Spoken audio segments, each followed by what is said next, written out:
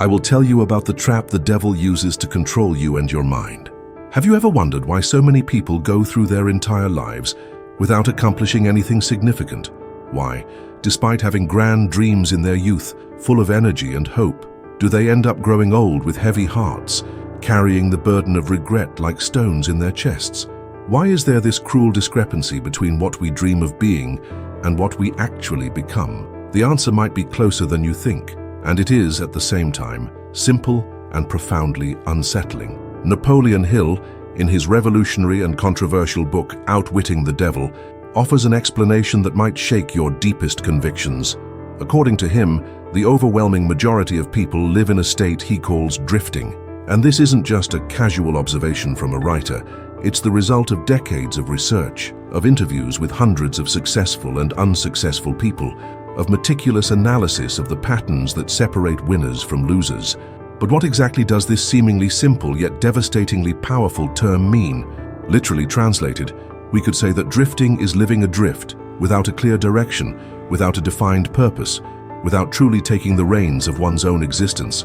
It's as if a person becomes a passive spectator of their own life, watching the days pass without ever truly participating in the show. Imagine, if you can, a majestic boat in the middle of an infinite ocean. But this boat, no matter how imposing, is completely lost. It has no rudder to steer it, no compass to guide it, no experienced captain to command it. It simply floats at the mercy of the ocean currents, being carried wherever the capricious tide and the fickle winds decide to push it. One day it goes north, another day south. Sometimes it stays still, spinning in circles. It never gets anywhere, because it never had a defined destination. This boat is a perfect, almost painfully accurate metaphor for the lives of the vast majority of people who walk this earth. They wake up every day without a clear direction.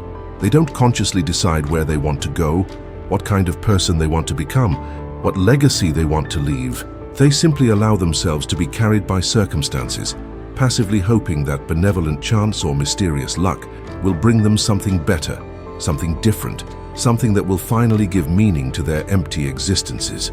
And so precious time slips through their fingers like fine sand. Days turn into weeks, weeks into months, months into years, until one day, in a moment of sudden and painful clarity, they realize a devastating truth. They are in the exact same place where they started, maybe even worse, with more age, more scars, more disappointments, but without any real progress, without any significant transformation. According to Hill's penetrating analysis, this phenomenon represents the greatest and most silent triumph of what he calls the devil. This isn't a literal devil with pointy horns and a forked tail, straight out of haunted medieval paintings. Hill uses this term as a powerful symbol to represent all the invisible forces that enslave the human mind, the vices that paralyze us, the fears that immobilize us, the infinite distractions that fragment our attention, the laziness that corrodes our determination, the toxic and constant influence of other people's opinions that prevents us from thinking for ourselves. The most insidious aspect of this force is that it doesn't need to use violence or direct coercion. There are no visible chains, no prisons with iron bars. The control is much more subtle, much more effective. It just lets the person live without a defined direction, without a clear purpose, and sooner or later, more sooner than later, they will inevitably fall into its invisible but inescapable net. And here's a fact that should keep us up at night, reflecting on its implications. Hill states categorically that 98% of people are trapped in this state of drifting. Only 2%, an almost insignificant minority, manage to escape this mental trap by taking real and conscious control over their thoughts, their actions, their decisions, and consequently, their destiny. Think about the magnitude of that statement. For every 100 people you meet on the street, only 2 are truly in control of their lives. The other 98 are being controlled by forces they can't even identify, much less fight. But why does this happen? Why does humanity, with all its intelligence and capacity, seem to be condemned to this unconscious existence? Drifting is born fundamentally from the absence of a defined purpose. When someone doesn't have a clear goal, a personal mission that gives direction to their days, their mind becomes like a fortress without walls, fragile, vulnerable, exposed to any external influence that wants to settle in and take control. This person wakes up in the morning without knowing exactly what they are going to do to improve their condition. to get closer to their dreams, to build something meaningful. They simply react to the circumstances that the day presents, as if they were a puppet, manipulated by invisible forces they can't even identify. Their life becomes an endless sequence of automatic reactions, without any element of conscious creation or intentional direction. Think with me for a moment. Look around you, observe the people in your life, at your work, in your community. How many do you know who spend years, entire decades, stuck in a job they not only don't love, but actively despise, anxiously waiting only for the weekend or for vacation, as if they were small oases in a desert of boredom and frustration? How many of these people spend endless hours which turn into days, weeks, months in front of a bright screen, distractedly scrolling through social media, consuming empty and unsubstantial content, giving their most precious mental energy to absolute nothingness? They feed their minds with the digital junk food of the modern era: celebrity gossip, sterile discussions, superficial images that promise instant happiness but deliver only increasing emptiness. How many live eternally dreaming of a radical change, a complete transformation of their lives, but never, absolutely never, take a concrete step, no matter how small, to make that change? They constantly talk about what they're going to do when they have time, when they have money, when conditions are ideal, but this mythical moment never arrives, because they themselves make sure it doesn't. These are crystal clear examples of drifting in action. People who have abdicated their power of decision. People who have become mere passive followers of the flow that others set. People who, without even realizing what's happening, are voluntarily giving their minds over to the invisible and devastating control of what Hill calls the devil. And perhaps the most dangerous and insidious aspect of this entire process is that this destructive mental state doesn't set in suddenly or dramatically. There's no explosion, no moment of clear rupture. It infiltrates slowly, gradually, almost imperceptibly, like a poison that is administered drop by drop, until the victim doesn't even realize they're being poisoned. The process begins in an apparently innocent way. First, you let a day go by without acting toward your goals. It's okay, you think, I'll start tomorrow. Then you let an entire week pass without taking a significant step. Next week I'll get organized, you promise yourself. Then, an entire month slips away without any real progress. Next month I'll really focus, you convince yourself. When you finally awaken from this mental and emotional lethargy, when you can see through the fog of self-deception, you realize with horror that not just months but entire years have passed, and your life is exactly the same as it was before, or in many cases, significantly worse. This is the cruelest and most effective trap ever created. You don't even feel like you're trapped, because the prison is comfortable, familiar, known. The chains are invisible, made not of metal, but of unconscious habits, of non-choices, of decisions postponed infinitely. But with every day you live without a defined purpose, with every hour that passes without conscious direction, these invisible chains become heavier, more restrictive, more difficult to break. Hill describes drifting as a silent and epidemic disease that spreads from person to person through example, social influence, and the collective acceptance of mediocrity. It's a disease that steals dreams before they are even properly planted in the fertile soil of the human mind. It kills aspirations in the cradle, suffocating ambitions before they have a chance to breathe. And Hill reveals something even more disturbing. The devil, this symbolic force that represents everything that limits us, deliberately takes advantage of this mental state of drifting to nurture and strengthen his most powerful and destructive weapon, fear. This isn't just any fear, superficial or fleeting. These are deep, fundamental fears that corrode the human soul from the root. The paralyzing fear of failure, which prevents people from trying anything new, from leaving their comfort zones, from taking risks in search of something better. The desperate fear of poverty, which keeps people stuck in situations they know are inadequate, simply because they represent some form of security, even if it's an illusion of security. The devastating fear of other people's criticism, perhaps the most limiting of all, which makes people live their lives trying to please others, sacrificing their own dreams and aspirations on the altar of social approval. The inevitable fear of old age, which brings with it the anguish of seeing time pass without having accomplished anything significant, of reaching the end of life with an endless list of "if only I had." The universal fear of death, which paralyzes people in the face of the finiteness of existence, instead of motivating them to make every day count.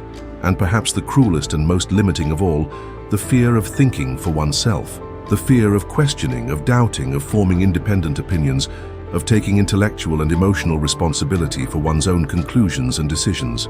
Can you see with crystalline clarity how all these devastating fears only find space to grow and prosper in a mind empty of purpose? It's as if the absence of direction creates a mental vacuum, and fears are sucked in to fill that empty space.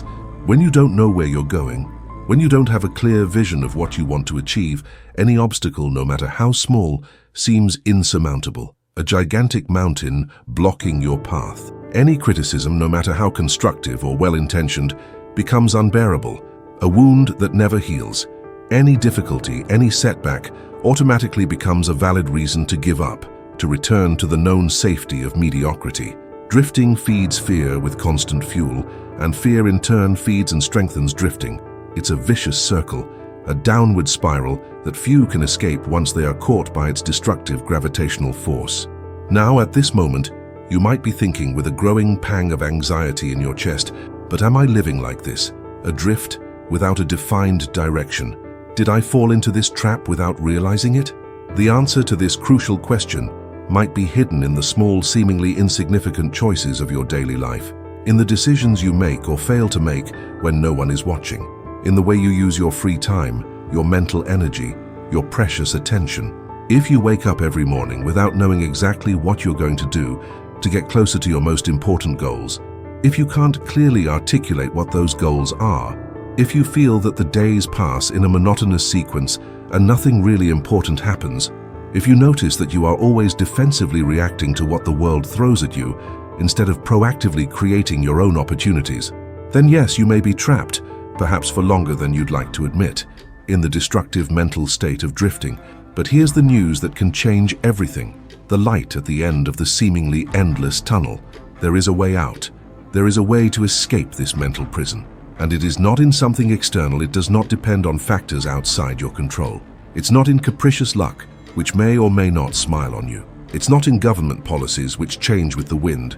It's not in the benevolent help of others, who may have their own interests.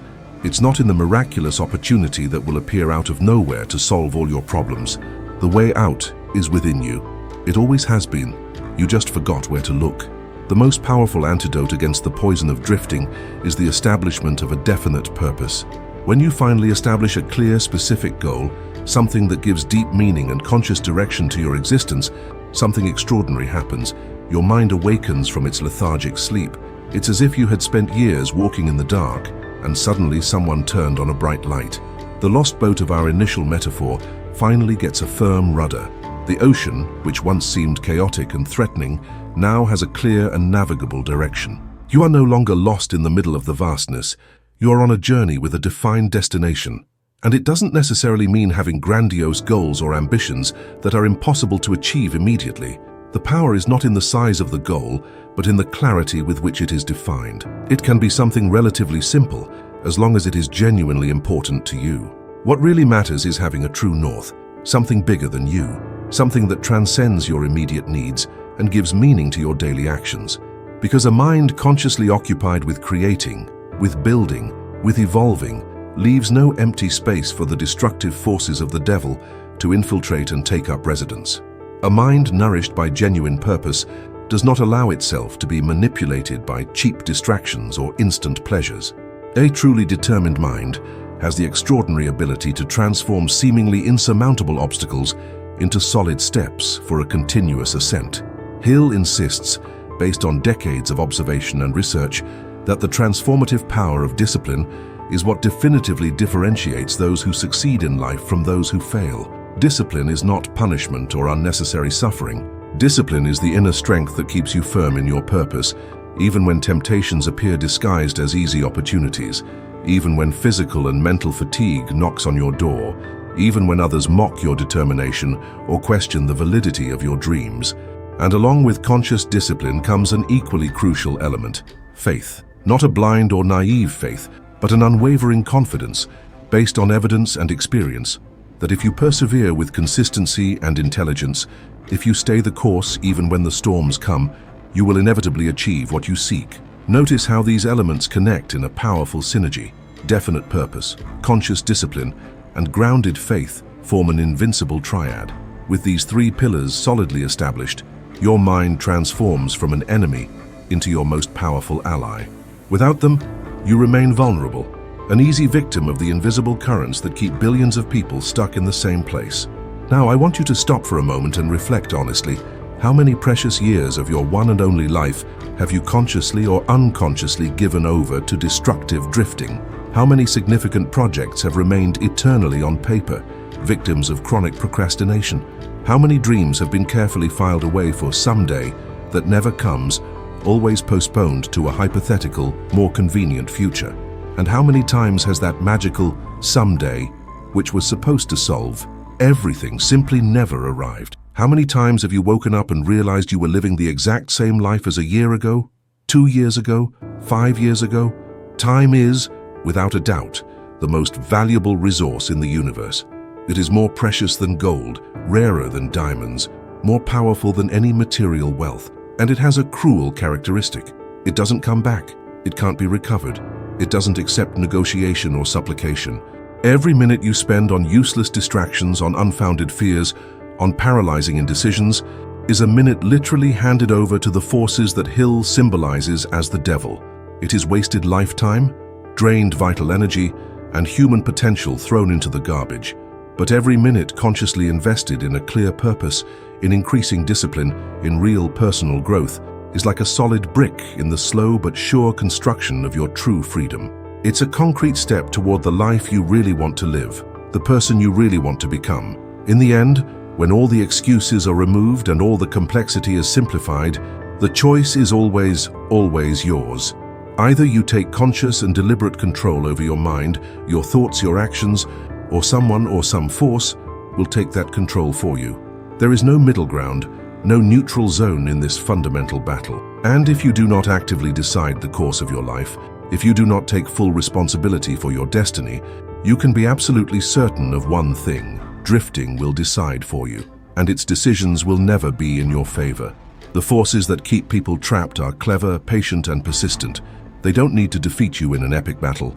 They just need to keep you asleep, distracted, and without direction, and time will do the rest of the work. So I ask you the most important question of this reflection, the question that can determine the rest of your existence. Are you truly living with a conscious and defined purpose?